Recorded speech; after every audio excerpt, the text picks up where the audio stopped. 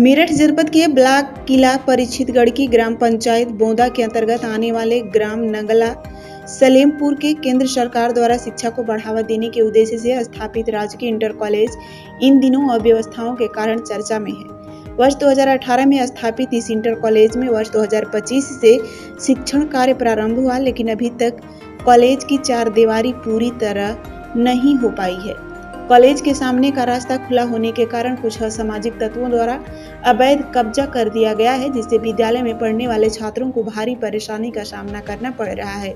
स्थानीय लोगों का कहना है कि असामाजिक तत्वों छात्रों पर फब्तियां कसते हैं, जिससे अभिभावकों को डर का माहौल रहता है। समस्या लंबे समय से बनी हुई है और अब तक इसका समाधान नहीं हो पाया है।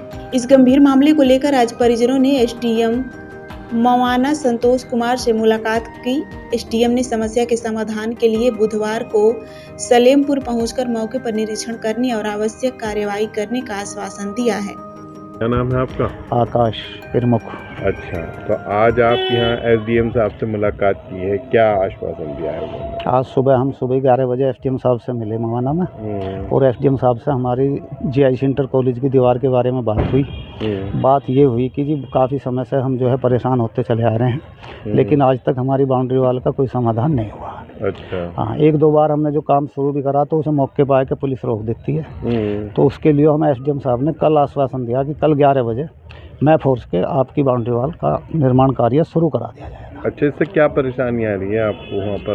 कुछ लोग कह रहे हैं इससे ये परेशानी आ रही है कि वहाँ पे बच्चियाँ भी पढ़ने जाती हैं, लड़कियाँ हमारी लड़कियाँ पढ़ने जाती हैं, बच्चे भी पढ़ने जाते हैं। तो एक तो सबसे पहली बात यह है कि जो मेन रास्ता है उस पर एक साइड में भैंस बांध देते हैं, एक साइड में कूड़ा गिर रखा, एक बिटोड़ा पहले रखा है, एक बिटोड़ा रास्ते में ताजी रख दिया। अच्छा। जो गवर्नमेंट की ज़मीन है वो डीएम साहब ने स्कूल को दे दी थी।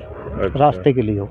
अब हमें ये दिक्कत है कि हमारे बच्चों को आने जाने में भी दिक्कत हो रही है, जो स्कूल में मास्टर हैं उन्हें भी आने जाने में दिक्कत हो रही है, और जैसे खुला हुआ है स्कूल का प्रांगण खुला हुआ है उसमें जानवर भी चले जाते हैं, आवारा पशु। उसके अलावा शाम के टाइम कुछ गांव के ऐसे बच्चे हैं जो वहाँ बैठ के दारू वारू ड्रिंक वगैरह भी करते हैं। एक ये है कि वो जंगल की पूरी साइड जो खुली हुई है तो उधर से बच्चे कभी इधर को जाते हैं कभी उधर को जाते हैं। खुले हुए में जो बाहरी गांव के बच्चे हैं और दूसरे गांव से राधना से भी आ जाते हैं, तो उससे हमें अपने बच्चों के बारे में भविष्य के बारे में बहुत बड़ी दिक्कत है। वहाँ कोई भी घटना घट सकती है, इसलिए हम चाहते हैं कि उसकी बाउंड्री वाल बंद करा कर उसका गेट का निर्माण कराया जाए। तो आज आपने एसडीएम साहब के सामने ये सारी समस्याएं रखी और उन्होंने कल के लिए हमें आश्वासन दिया कि कल हम मौके पर मैं पुलिस बल के तहसीलदार साहब को और कानूगो साहब को भेज कर आपकी दीवार का निर्माण कार्य शुरू करा। ये आश्वासन हमें मिला। और आगे गांव नंगला सलेमपुर है। अच्छा। और उसी में जीआईसी कॉलेज बना हुआ। अच्छा। दिक्कत आगे ये है कि मार्च का महीना चल रहा, आगे क्लोजिंग का समय है, अभी उसका करीब 45 या 48 लाख रुपए पड़ा हुआ।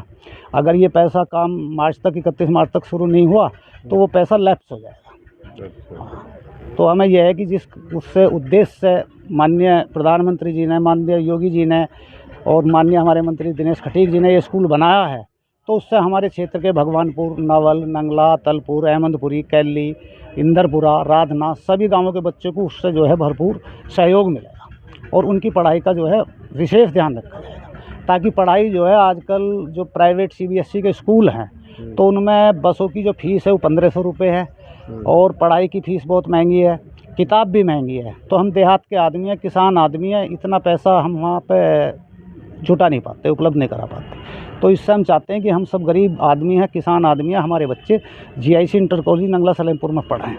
अब वो पढ़ने जब ही आएंगे जब वहाँ की व्यवस्था सुचारू ढंग से ठीक होगी, व्यवस्था ठीक होगी, अनुशासन ठीक होगा तो बच्चे आएंगे।